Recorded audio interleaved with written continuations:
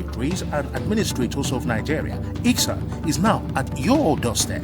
By the way, what is corporate governance and what are its key pillars? Will there be any conflict of interest if a person combines the roles of a chairman and a chief executive officer in a corporate organization?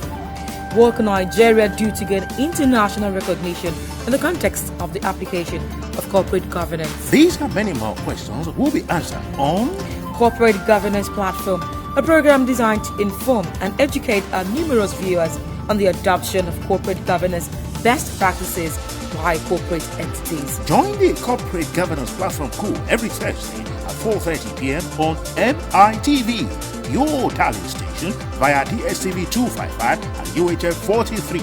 Corporate Governance Platform, your strategy for the adoption of corporate governance best practices by corporate entities. Institute of Chartered. By the way, what is corporate governance and what are its key pillars? Will there be any conflict of interest if a person combines the roles of a chairman and a chief executive officer in a corporate organization? What can Nigeria do to gain international recognition in the context of the application of corporate governance? These and many more questions will be answered on Corporate Governance Platform, a program designed to inform and educate our numerous viewers on the adoption of corporate governance best practices by corporate entities. Join the Corporate Governance Platform crew every Thursday at 4:30 p.m. on MITV, your talent station, via DSTV 255 and UHF 43. Corporate Governance Platform, your strategy for the adoption of corporate governance best practices by corporate entities. Institute of Chartered Secretaries and Administrators of Nigeria, ICSAN, the hub of governance professionals. A program from the Institute of Chartered Secretaries and Administrators of Nigeria, ICSAN, is now at your doorstep. By the way, what is corporate governance and what are its key pillars? Will there be any conflict of interest if a person combines the roles of a chairman and a chief executive officer in a corporate organization? What can Nigeria do to gain international recognition in the context of the application of corporate governance? These and many more questions will be answered on Corporate Governance Platform, a program designed to inform and educate our numerous viewers on the adoption of corporate governance best practices by corporate entities. Join the Corporate Governance Platform crew every Thursday at 4:30 p.m. on MITV, your talent station, via DSTV 255 and UHF 43. It's a beautiful evening in the city of Lagos. Thanks for joining us on your favorite program, Corporate Governance Platform. I am your regular host, Tunde Odeyemi, and in today's episode, we are going to take a look at the relationship between internal audit function and effective risk management. And I have with me here in the studio, my guest is the MD CEO of STL Trustees Limited, Mrs. FUNMI EKUNDAYO, FCIS. Mrs. FUNMI EKUNDAYO is an accomplished administrator and corporate governance expert. She is the managing director of an investment firm, STL Trustees Limited. FUNMI is an alumna of Harvard Business School. She holds a Bachelor and Masters of Law degrees from the University of Lagos, and she is a member of the Nigerian Bar Association and a fellow of the Institute and a fellow of the Chartered Secretaries and Administrators of Nigeria, where she also serves as a member of the Governing Council and the chairman of the Institute's Law Reform Committee. FUNMI has distinguished herself in her area of core competence as a seasoned trust specialist engaging in structuring of complex legal, financial, and trust instruments. She is a past president of the Association of Corporate Trustees of Nigeria, fellow Institute of Investment and Portfolio Management. FUNMI is an alumna of Lagos Business School, Chief Executive Program, and the ICSAN Business School, Barcelona, Spain. She is a member of the Institute of Directors, Nigeria. Ms. EKUNDAYO was recognized and awarded by the Securities and Exchange Commission for her contribution to the development of the Nigerian capital market, also in recognition of her professionalism and passion for excellence. She was awarded Trustee CEO of the Year at the 4th Nigerian Finance Innovation Award. It is my pleasure to meet you, Mrs. FUNMI EKUNDAYO. Thank you very much, sir. And thanks for finding time to come on the show. Thank you very much. Today we want to be discussing the relationship between internal audit and the internal audit function and risk management, risk management. Now, I would like to start by asking you, what's the role of internal audit within the context of corporate governance? Thank you very much for that question. The role of internal audit within the framework of corporate governance is very crucial, important in assisting the board to achieve the objectives of the company. Every business faces risks. In fact, we face risks every day. And definitely business entities also do face risks. What is corporate governance? Corporate governance is the system, of rules, practices, and processes that assist the board to govern an organization, to direct and control the organization. So basically, when you look at the role of the internal audit function, which is to review the internal control processes and measures within an organization that are meant to mitigate risks when they do occur. Internal audit function serves as the third level, line of defense in checking and reviewing and evaluating those internal control policies and processes and measures with a view to providing an assurance to the board that they are effective and that they'll be able to meet the purpose for which they have been put in place. Oh, wonderful. Then what then is the difference between internal audit and internal control? Okay, very, very good question. I've mentioned one of the differences. So internal control is the second line of defense within the 3 levels of defense. And then we have the internal audit being the third level of defense within the risk management framework. Yes. Again, the frequency differ. The internal control is more of an ongoing control environment that enables the company or the organization to achieve its objectives, right? And operational efficiencies.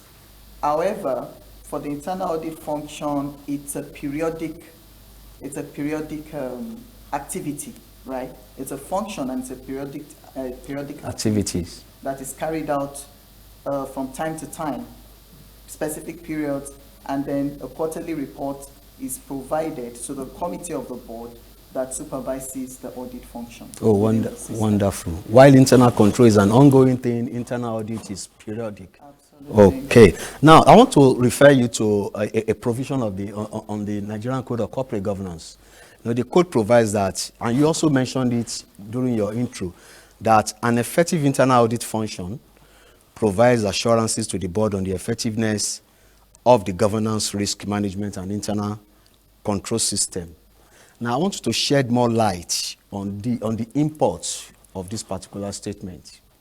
Thank you very much. I had mentioned earlier that the internal audit function is an integral part of corporate governance because it provides assurance to the board that the principles and the processes, the systems that have been put in place to ensure that the organization achieves its objectives are strong enough and they're effective. And the internal audit function also provides advice to the board where they find deficiencies within those control systems, and they make recommendations as to improvement on an ongoing basis. So definitely it's an integral part of sound corporate governance practice because they do help the board to keep an eye on how well the processes and principles that have been put in place are being adhered to within the system, with a view to ensuring that risks are minimized, and that when certain risks actually do crystallize, those control measures will be able to adequately mitigate. Take care of it. Absolutely. Okay. Now I want to come to the rework by internal audit now. The head of internal audit function is required to develop an annual risk-based internal audit plan.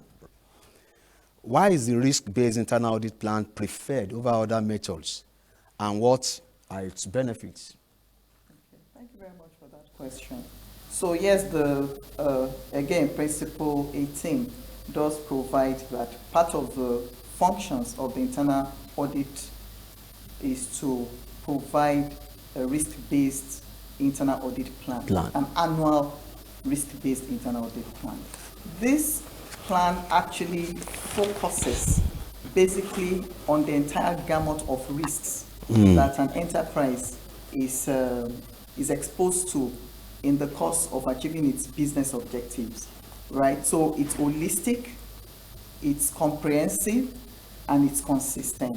You know, by the time you find a document that looks at the entire gamut of the business that enterprise carries out, and it covers, you know, almost every aspect. In fact, it's meant to cover every aspect, and then it reviews it on an ongoing basis. So the risk-based internal audit plan also does help internal control formulate policies to mitigate against those identified risks. So definitely there will be times that your processes will be tested.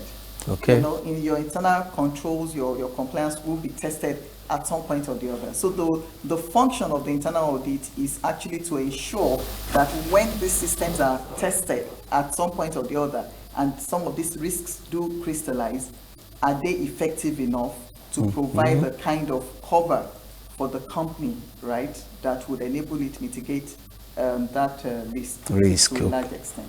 Okay, why do you think the Code of Corporate Governance allows internal audit function to be outsourced? And now, if it is outsourced, what are the risks and benefits to the organization?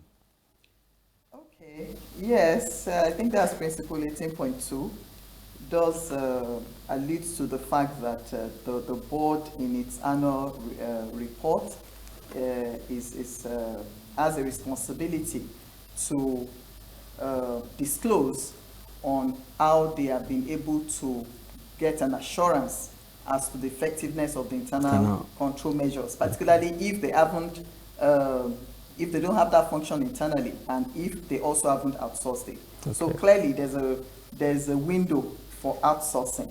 So having provided for outsourcing, I would say that it's the function of what an organization chooses to adopt, the approach they choose to adopt in their internal audit function would be based on the nature of the business that they do.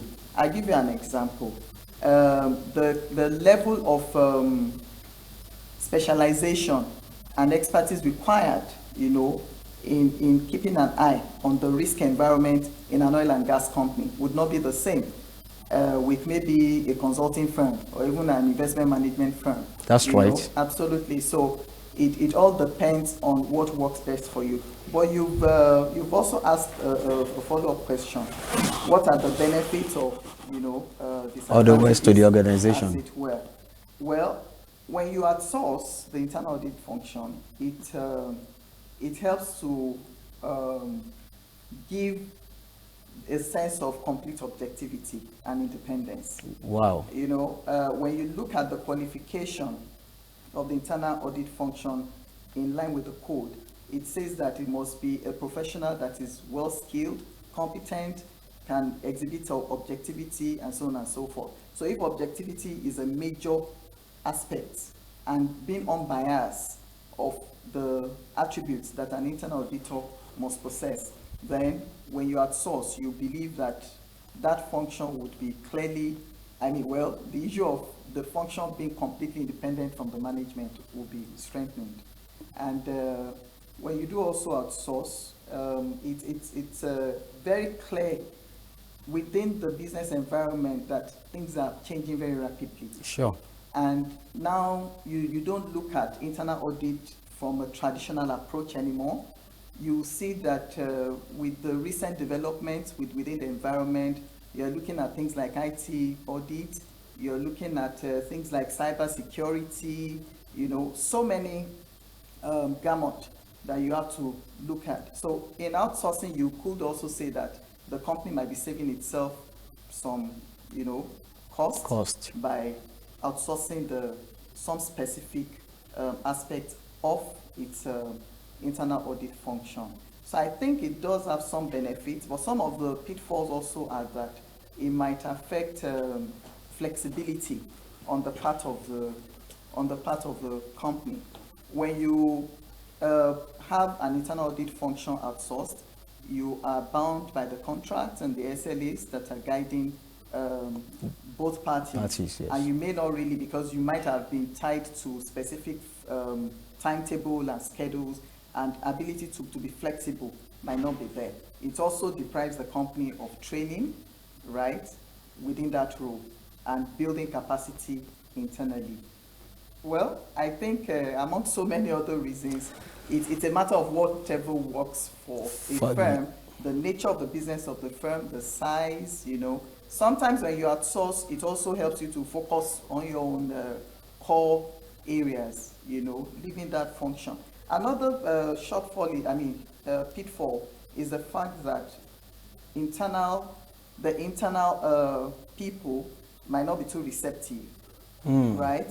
And then the culture of the organization, how well and how deeply can an external outsourced personnel or professional actually carry on? It will take a longer, learning curve to appreciate whatever it is that drives the culture of the organization. Basically, there are pros and cons. In whatever ways outsourcing internal audit functions brings in benefits to the organization. Absolutely. And at this point, I would like us to go on a very short break. When we come back from the break, we continue our conversation with Mrs. FUNMI EKUNDAYO, FCIS, MD CEO STL Limited. Please don't go away. Corporate Governance Platform, a program from the Institute of Chartered Secretaries and Administrators of Nigeria, ICSAN, is now at your doorstep.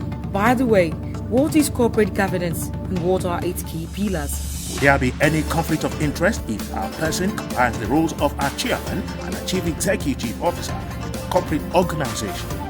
What can Nigeria do to gain international recognition in the context of the application of corporate governance? These and many more questions will be answered on Corporate Governance Platform, a program designed to inform and educate our numerous viewers on the adoption of corporate governance best practices by corporate entities. Join the Corporate Governance Platform crew every Thursday at 4:30 p.m. on MITV, your tally station, via DSTV 255 and UHF 43.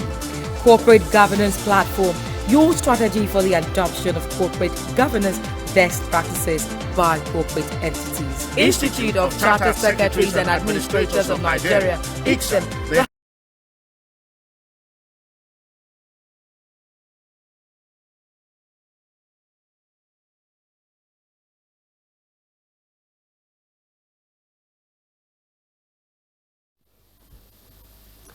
You are welcome back. It's still Corporate Governance Platform coming to you from MITV. And I still have with me here in the studio Mrs. FUNMI EKUNDAYO, Fellow of the Institute of Chartered Institute of Secretaries and Administrators of Nigeria, and of course, MD CEO STL Limited. Madam, we've been talking about internal audit and internal control. Can a single person be the head of internal audit and as well the head of internal control in an organization? What are the high and the low points of having a single person perform this function? Oh, well, the code is silent on that. Okay. But I think we just have to look at it from the perspective of what are the pros and cons, just like you have said. Let's suppose a single individual or a single person is operating in the two functions. You could argue and say that it would be easier for that person to understand and appreciate the different issues underpinning some of the control, measures that have been put in place. And then it would be easy for the person to walk to the question or walk to the answer. As it were, because he could take a look at the kind of questions and areas that need to be covered in looking at all the risk measures that have been put into place to now formulate the policies. So if you want to look at it in that way, you may say, well, it might not really be too bad. But then I think we should always be guided by best practices. And if the code has told us very clearly that objectivity is required by the holder of this function, that means that it might not be a good or sound corporate practice to be sort of reviewing your own work, right? Because that's what you're technically doing. You are the one formulating the policies, and you're also the one reviewing it. The pitfall in that is that it might actually limit objectivity. It might also limit the broad and the scope of improvement that might be required into the internal control processes. Don't forget, it's quite difficult as human beings to criticize ourselves, and ideally, internal audit function should be an unbiased, and objective function, right, that would review and evaluate internal control systems. So my own recommendation would be, it's not really best, it might not be best practice to have the same person occupy that function. It also does not sit well with the concept of checks and balances. Wow. Okay. Now I would like to go back to the Code of Corporate Governance. You see, why does the code authorize the head of internal audit function to provide assurance directly to the board by conducting periodic evaluations to determine the effectiveness of the company's internal control system, instead of the audit committee of the board that is responsible for that function under principle 18.5.1? Okay. Ultimately, the board has responsibility for the sound corporate governance of an entity, right? So for the code saying that the internal audit function would be reporting to a committee of the board responsible for that function, it means that the board is delegating that role to the committee. But at the end of the day, the buck stops at the table of the board to ensure that policies and processes and practices that have been put in place are structured to ensure that the organization achieves its organizational objectives are met. So after all said and done, it is still the responsibility of the board, 100%. Okay, I would like to go back to the code. It says that the internal audit function should be headed by a member of the senior management. You alluded to that initially. Yeah. Who is a professional with relevant qualifications, competence, objectivity, and experience. Yeah. Now, why do you think the codes insist on these capabilities and capacities? Again, this underscores the importance of that function. It's very important that the holder of this function is not easily intimidated or bullied by management, because it's a very sensitive, function. Okay. And that is why the code also provides that the reporting line of this function is directly to the board, right? So, because in saying it is to the committee of the board, it is technically to the board, with dotted line, of course, to the managing director, CEO. So, essentially, it's just to underscore the fact that this role requires someone that has the requisite skill and competence to do the right thing and carry out the right checks. Someone who is, again, I think the code also does say that the person must even have a professional qualification. This underscores the fact also that you cannot afford to have someone that is also not fully knowledgeable and able to upskill and be in line with current and up-to-date internal audit practices. Okay, for such person, do you think there is protection for the person occupying that position of the head of internal audit to enable him perform his duties creditably without fear? He may have all the qualifications, all the capabilities. What protection does he have? I think the code already takes care of that, and I'll explain.